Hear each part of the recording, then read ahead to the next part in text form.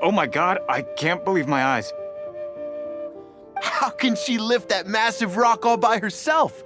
She's gotta be one of those adepti, surely. Oh, mighty adeptus, please give me your blessing so that in the coming year I may reap a more bountiful salary. This is top tier in size and quality, and the condition it's in is quite simply immaculate.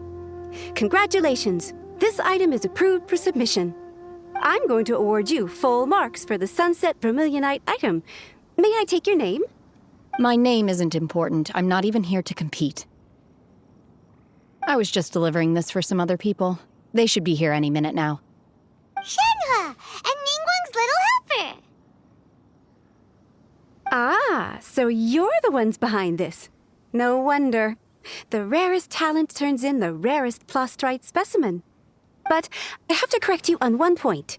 It's not helper, it's secretary. Okay then, Miss Secretary, what do you think of the rock we found? Pretty amazing, right?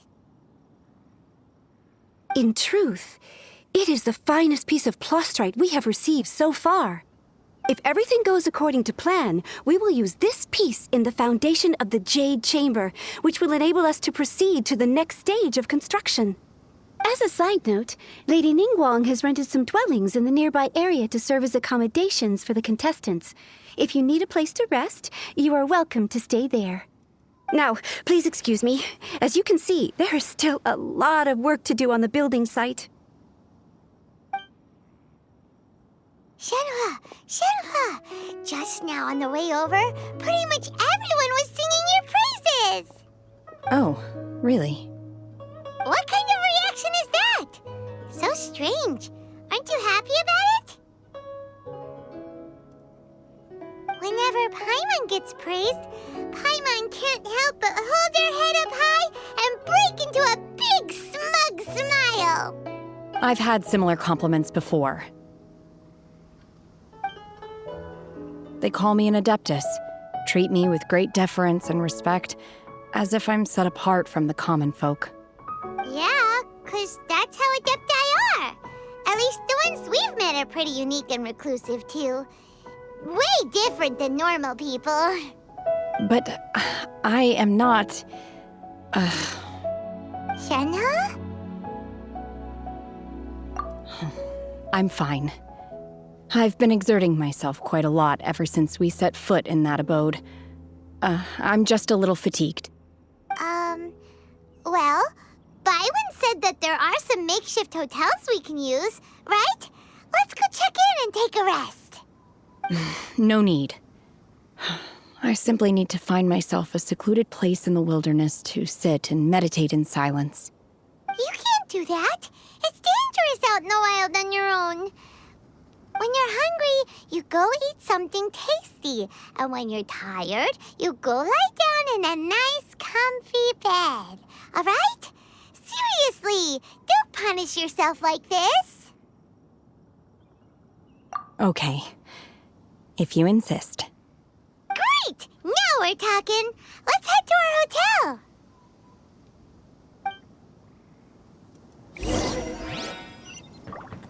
More speed.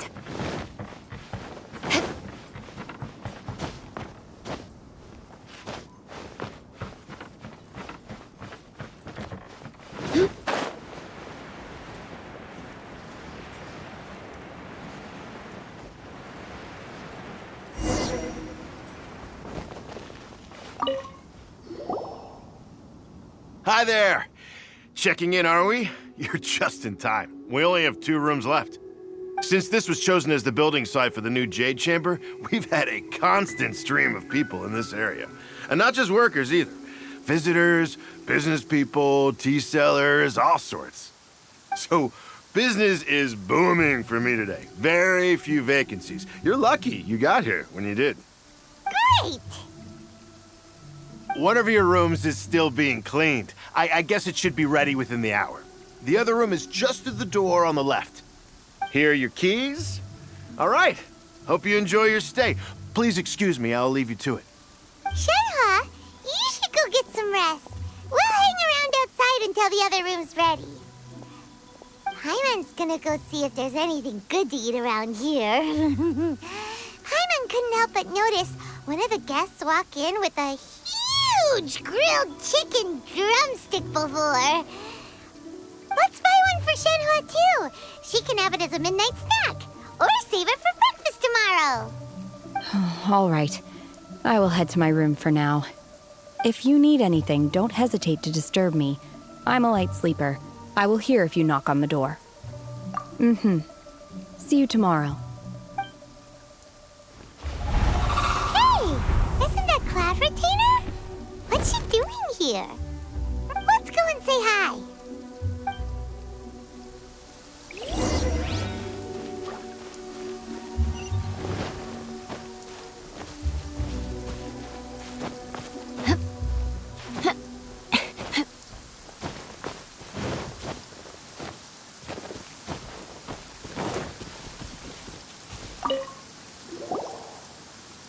One trusts you have met Shenhe. So, are you getting along quite well? So far, so good. Yeah. So, you know Shenhe too, Cloud Retainer? Naturally. Save for Ganyu, who spends the majority of her time in Liyue Harbor. All the Adepti living today are acquainted with Shenhe to some degree. Cool. So, what's her adeptus name anyway? Calling her Shenhe feels kind of friendly, but also kind of disrespectful. So Paimon's thinking maybe it'd be better if we called her by her adeptus name instead. Her Adeptus name? Why, pray tell, would Shenhe have an Adeptus name? Don't all adepti have a special title they go by? On this latter point, you are correct. However, Shenhe is human. Oh, right. Wait, what? What? You knew already? So is Paimon the only one who didn't know? Do you mean to say that she presents differently from ordinary human beings? Well, to start with, her problem-solving methods are extremely direct. Ah, yes. She was like this all those years ago when one first met her. In this respect, she has not changed. One first found Shenhe by chance in a cave. One was passing by and sensed the presence of a god's remains. Being of an ever-vigilant disposition, one entered immediately to inspect the scene. Inside was Shenhe, then aged around 6 years old. In her hand, she held a dagger with which she was confronting a monster that was the god's remains incarnate. That sounds so dangerous. When one arrived, she had already been locked in confrontation with this monster for several days. Most mortal children are fragile, both physically and mentally, and are highly reliant on their parents for survival. But not so her. That she was able to endure such terrible danger was due not only to her strong willpower, but also to the bloodlust and homicidal instinct with which she was born. One dealt with the monster, yet she still refused to lower her guard. She even pointed her dagger in one's direction and remained ready to strike. Only after she was satisfied that one had no intention to cause her harm did she finally relent. She then passed out without uttering a single word.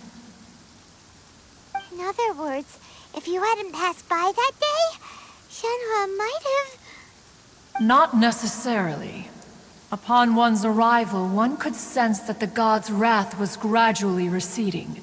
Even had the stalemate continued, one suspects that Shenhe may have still emerged the victor of the confrontation. That's still so dangerous, though. Why was a tiny little kid battling against the wrath of a god in the first place?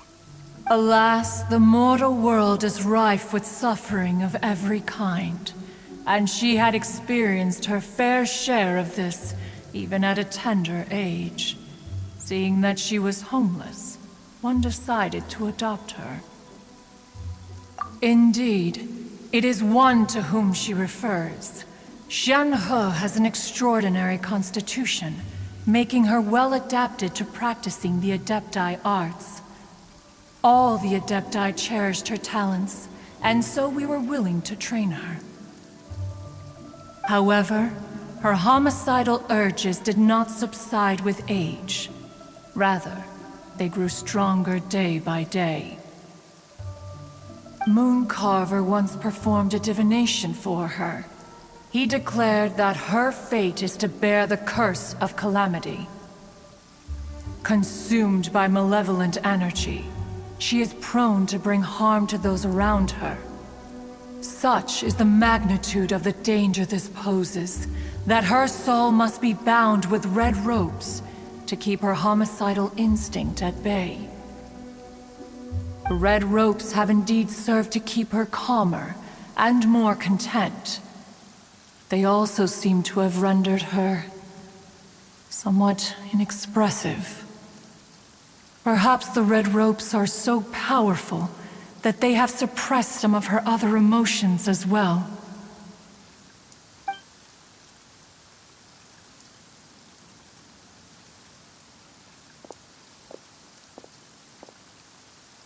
It is only by fate that people's paths may cross.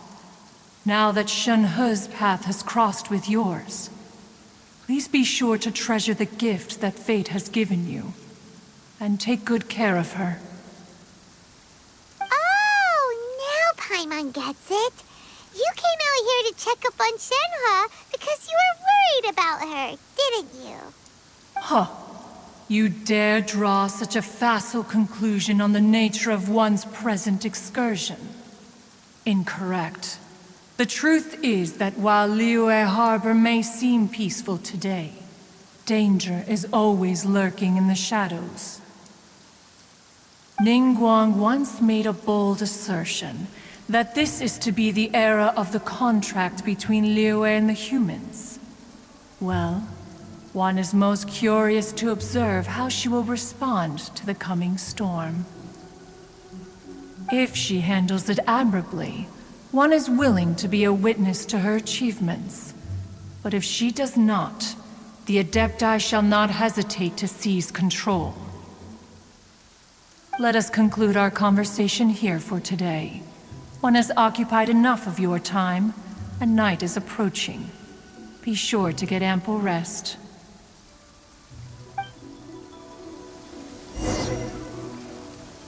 There seem to have been a growing number of tales told regarding Shenhe in recent years. Perhaps she was seen on the previous occasion when she secretly ventured out from the mountains. One has heard that a playwright in Liyue Harbor wrote an opera based on the legends told about her. It is called The Divine Damsel of... The play portrays her as making a stand to protect her fellow villagers. One can only surmise that every story needs a hero.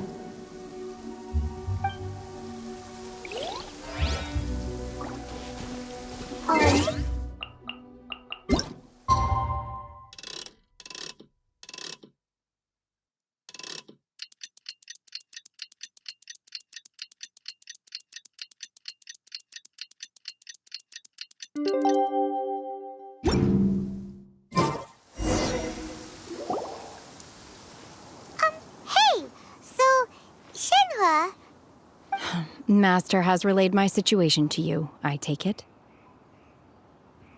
Oh? How did you know? I'd intended to wait until you came back before going to sleep, but I didn't hear you come in. I was worried that something may have happened to you, so I went outside to check and caught sight of my master. On top of this, you have been acting very strangely around me this morning, causing me to suspect that my master must have told you everything about me. After all, Master is very talkative. Sorry, Shenhe. Paimon had you down as an adeptus this whole time, but it turns out Paimon was wrong. It's okay. I don't mind. The fault is mine for not explaining everything to you sooner, because in my experience, trying to explain is a futile pursuit. Still, though you mistook me for an adeptus, you never treated me as distant and unapproachable. Instead, you treated me as you would a friend. For this, I am very grateful indeed. To be fair, we've met our fair share of real adepti, too. Anyway, now it's settled. From now on, you're our friend. Whether you're an adeptus or a human isn't the important thing. First and foremost, we're just plain old friends. Got it. Although I don't know quite what it entails in terms of what I have to do, I must say I like the title friend very much indeed. Great! Well, now that we're all rested up, we should start searching for the other 2 items on the list. But before we do that, let's go to the building site and ask Ningguang's little helper how the progress is going. After all, Sunset Vermillionite is so rare. Paimon doubts many competitors will really be able to find any. If it turns out some of them have given up already, we'll be able to take things a little more slowly. Oh, and another thing. We bought some grilled chicken drumsticks on the way back last night. There was a place just outside. Here's one for you, Shenhe. Try it! They're so good. I concur. It has a rich flavor, far more agreeable than those I've cooked for myself in the wilderness in the past.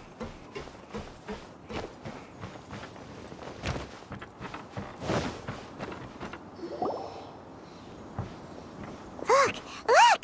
The Jade Chamber is floating into the sky! But it seems to be tied down by something. That's because it's not finished. Hey, Bywin! And hey, Beto! And hey! Person Paimon doesn't know? Given the enormous scale of the Jade Chamber, we split the construction work into 2 phases to make sure the structure remains balanced. Before we find some suitable plastrite, we build the Jade Chamber's keel at ground level. Once the plastrite is ready, we place it into the keel and let the partially constructed Jade Chamber rise up to the height of the surrounding mountain peaks. The remainder of the construction work is then carried out at that altitude. Once everything is ready, we release the iron tethers and allow the Jade Chamber to rise to its target altitude. Miss Bywin, we've brought some new materials to submit. One moment, I'll be right there. The construction work has only been able to progress this rapidly thanks to the plastrite provided by you. Lady Ningguang is most grateful and looks forward to seeing more of your work. Wow, can't believe you sourced the plastrite so quickly. It's the key piece of the puzzle. Looks like you beat us to the punch. Beto? You're joining the Jade Chamber contest too? Sure am. I happened to get my hands on a chunk of Sunset Vermillionite on a voyage a while back, so I figured I'd bring it over. Huh. So even though it's rare, we're not the only ones who managed to get a hold of it. Oh, I've got some introductions to do.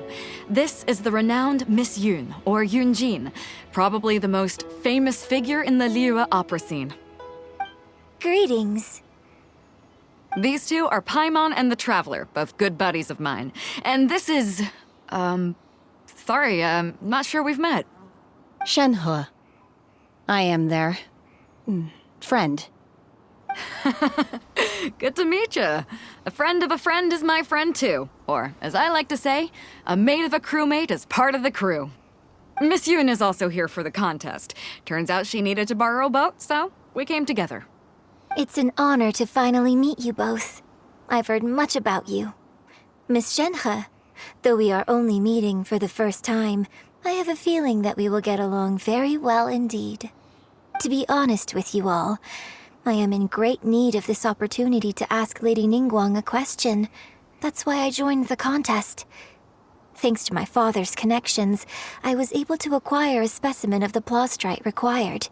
Fortunately, it was approved for submission, despite being a little on the diminutive side. Wow. So it looks like the three of us are competitors now. Excuse me for prying, Miss Shenhe, but are you competing as well? No, I don't have any questions for Ningguang. I just wanted to help her win. In that case, I have a proposal to make. Lady Ningguang said that the first 3 contestants to procure all 3 materials will be awarded the chance to ask a question. Well, there are 3 teams here. We can split the prize between us. Instead of competing against each other, we could work together to secure the top 3 places between us. What do you think? Sounds great, but how does it change things exactly? I think I see where you're going with this, Miss Yoon. The plastrite was the most difficult item to source by a long shot.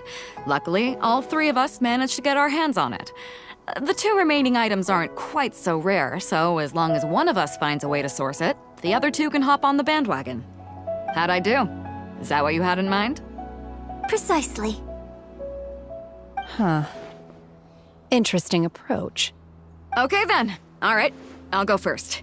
I have some leads on these wonder cores. From what I've heard, the core itself is really not that difficult to make. The hard part is getting hold of the ore used as raw materials.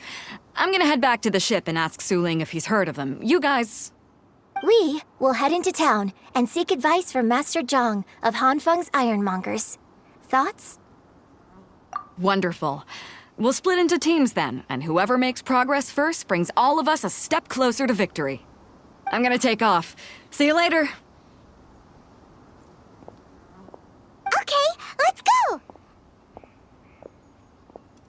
By the way, what question are you gonna ask Ningguang, Yunjin? I'm looking for a venue to host the performance of our new opera. Lady Ningguang has excellent judgment, so I would like to hear her opinion. Ooh, what's the opera called? Paimon wants to go see it. The opera is a labor of love by my father. He wrote it based on a popular urban legend about an evil spirit and an adeptus. It's called The Divine Damsel of Devastation.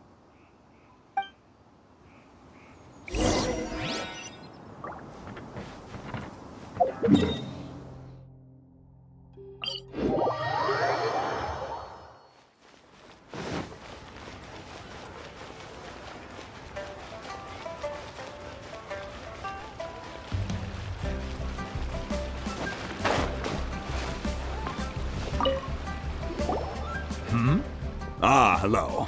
Are you here for something off the shelf, or do you need something forged? Excuse me, Master Zhang. We were wondering if you'd heard of something called a Wonder Core. Of course I have. Sorry, who's asking? My name is Yunjin. Perhaps you don't know me, but I believe that you forged some weaponry for my father in the past for stage use. Yunjin? Stage use? Oh, so you must be Miss Yoon. Sorry, my brain's finally caught up. It's not used to doing much beyond bashing a hammer all day. Everyone's heard of you, Miss Yoon, even folks who don't make it to the opera all that often. Like myself. So, you're here to ask about wonder cores, huh? As it happens, I do know how to make them. Matter of fact, I made some for Lady Ningguang back when she was building the original Jade Chamber. The types of ore needed to make wonder cores are a little hard to come by. Lady Ningguang supplied them herself last time. I don't suppose you've brought any yourselves? No, we were gonna ask you what kinds of ore we need. Sure. Well, you'll need 2 kinds. Star Splinter Iron and Subrosium. If I remember correctly, Lady Ningguang sourced her Star Splinter iron from the Mount Tianheng area. They say it resonates with visions. It could take some work, but if you stick with it, you'll find some eventually. As for the Subrosium, though, that's trickier. It's all but unheard of on the market. I'm really not sure. Sorry. What I've heard is that the people around Mount Tianheng have some sort of magic trick that can pinpoint the location of the stuff. Of course, it's probably just hearsay. If you want my advice, start by looking for Star Splinter iron around Mount Tianheng. And if you run into any locals, ask them a few questions about Subrosium. Mount Tianheng. Interestingly enough, the story of the divine damsel of devastation also takes place on that mountain. I hear the view there is quite spectacular. A favorite destination of the Adepti, in fact. Perhaps it can give me some inspiration. Let's not delay. We should head straight there.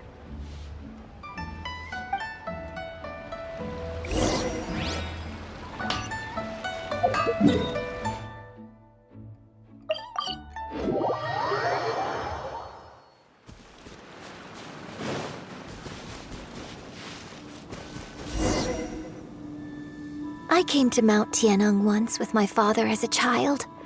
I remember it being such a long climb that I could barely feel my legs by the time we reached the top. This is quite a trip down memory lane for me. Look at these majestic, towering peaks and the gently flowing streams. It's like setting foot in paradise. No wonder the legend of the divine damsel of devastation is said to have taken place here. Adepti wander oft where mortals seldom stride. Indeed, this looks like a place that one might expect to be frequented by Adepti.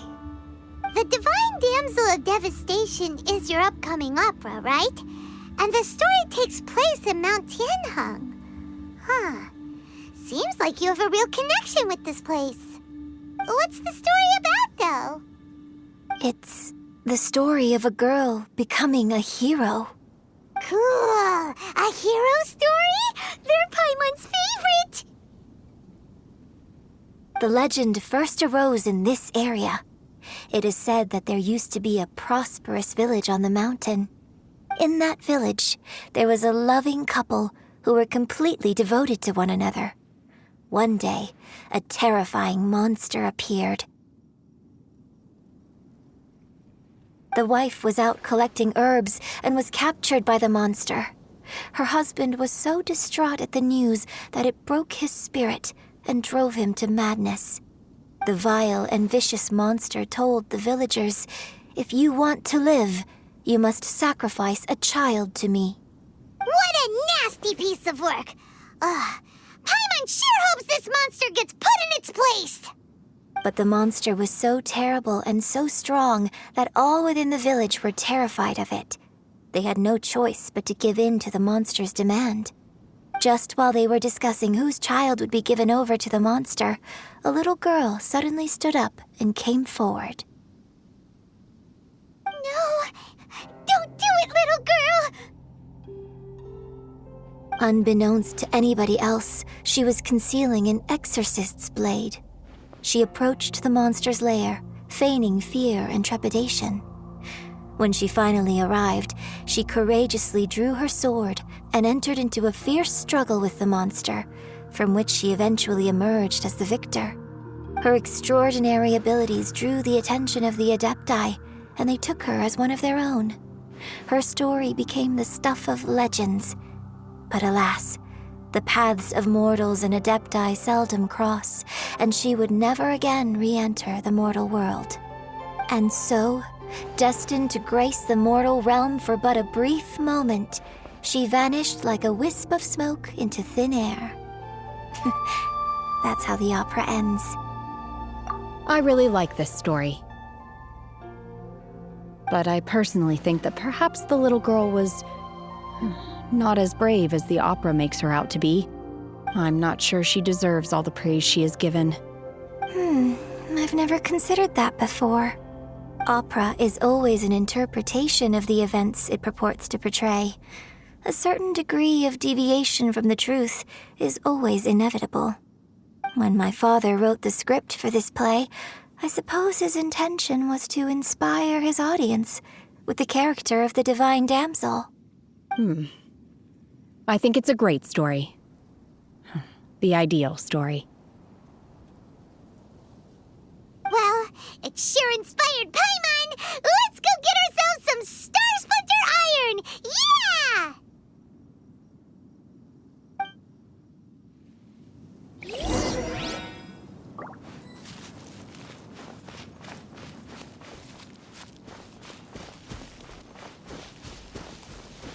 Beg for mercy.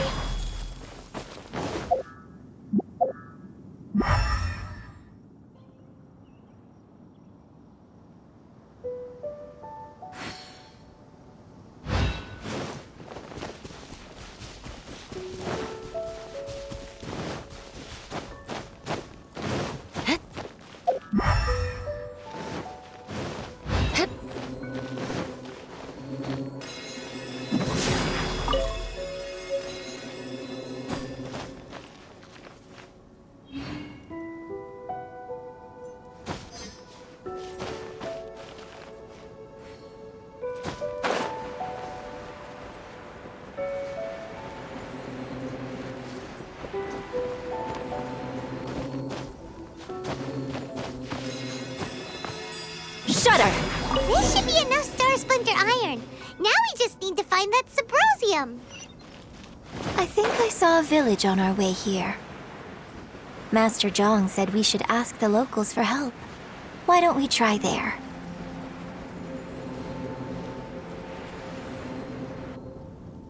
Hey, there really is someone here. Yunjin, looks like you were right. Excuse us, sir. Can we ask you something? Huh. He didn't seem to catch that. Hello, sir. We were just passing by and wanted to ask if you happen to know anything about Subrosium.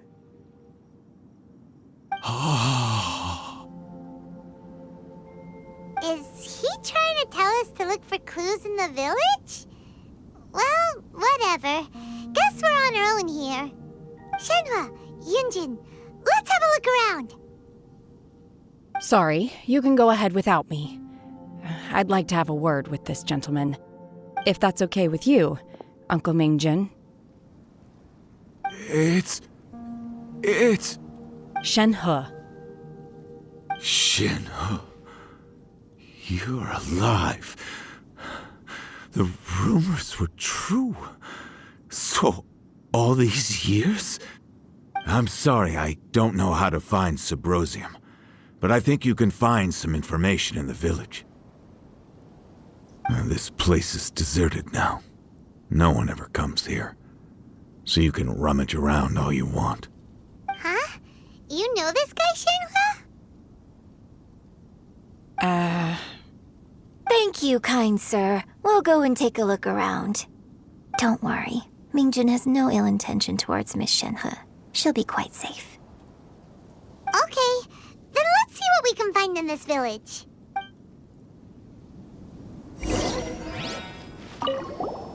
I came back here once before, a few years ago. Alone. I hid it from Master at the time. It was deserted then, too, except for a few low-life bandits. Everyone and everything I remembered was long gone. But as people were passing by, they stopped to admire me. They praised me, telling me I gave off the aura of an adeptus. I tried explaining to them that I wasn't an adeptus, just an ordinary person who came from this village. But no one believed me. When I saw how run down all these houses were, I felt at a loss. It was like I took a look at the world, and on the surface, it looked like a vast realm with so many places I could go. Then I looked a little closer, and there was nowhere for me to go at all. Suddenly, So much time has gone by. Everything has changed. Last time I visited, I felt so upset. But today, I don't know why, but it feels different. It is easy for your mind to run wild when you are alone. But this time, you are with your friends, aren't you? Yes, my friends.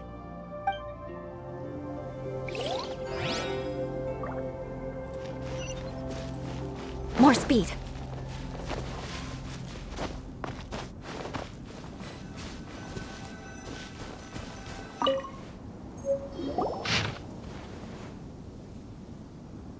The remains of a god, an abandoned village, Mount Tianheng. Does this mean that the true story of the divine damsel of devastation happened right here, in this village? The time frame certainly matches, so it seems we're in the right area. Let's keep looking around.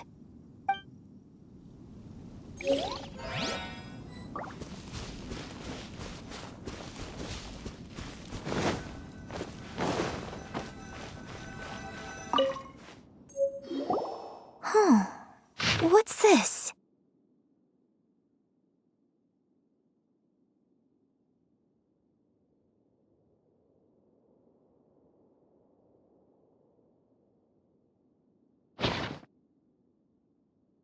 So, Shenhe is the divine damsel? Now that I think about it, she does behave rather like an adeptus, and she is about the right age. So that's why I've been getting the strangest feeling whenever I chat with her. I should have noticed it earlier. According to this text, the divine damsel from the opera was actually the daughter of the loving couple. And she didn't volunteer. She was sacrificed to the monster by her own father.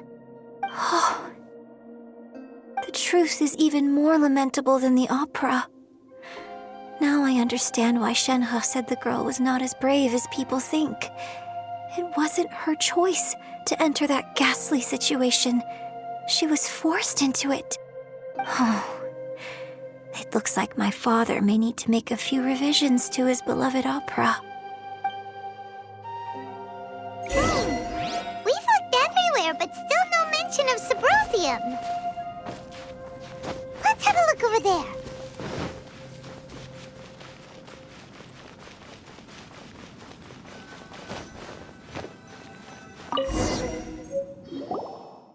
This is it!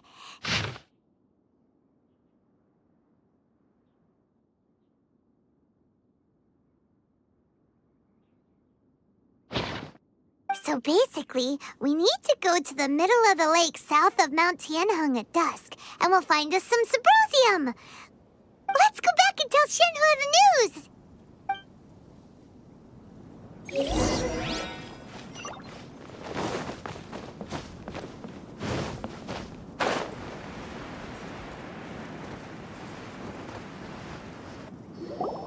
One year when I was back visiting, I heard a story about a white-haired adeptus from a merchant passing by. I never imagined it was you. I was a very close friend of your father's. I could have stopped him from performing the summoning ritual. I had plenty of chances, but I couldn't bring myself to stand up to him. I just let things happen, let it all escalate. Well, we all know how that story ended. I bring flowers back here every year. And each time I wish I had a chance to apologize to you.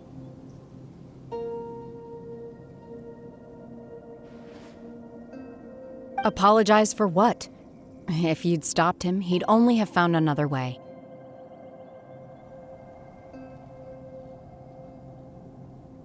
There is nothing he wouldn't have done for his true love.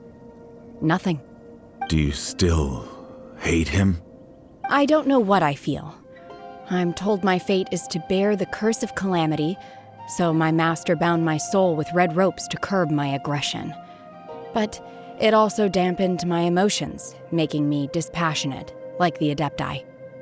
So if you ask me how I feel about the past, if I hate my father or not, the truth is, I feel nothing at all. It must have been so tough for you all these years. Shenhe, we're back! Oh, then I will leave you all in peace. Shenhe, it brings me some solace knowing that you are okay. I'll tell you more about the old times next time we meet. Thanks, mister. We found some info in the end.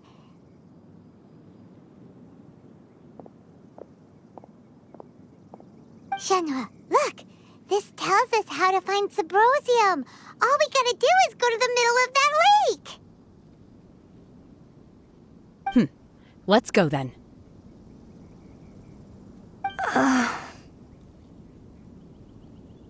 Miss Shenhe, there's something I'd like to talk to you about. Just now, in the village, we found your father's diary.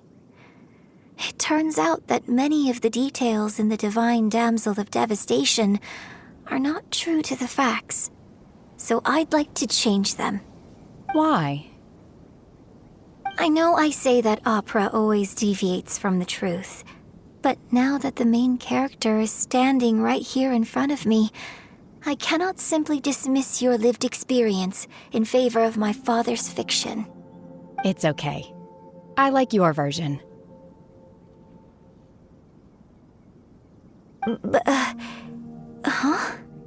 My master once said that the day I learn how to use my strength for the good of others is the day that I can truly become part of human society. So, I hope that one day I might be brave enough to stand up and protect others, just like the girl in the opera. But I've never thought this way before, and I wonder whether I will continue to think in this way. Don't worry. I believe you will. In fact, I think maybe you've already started to become the person you aspire to be. You just haven't had the opportunity to see it for yourself yet. Shenhe! Yunjin! Cut the chit-chat! Let's go!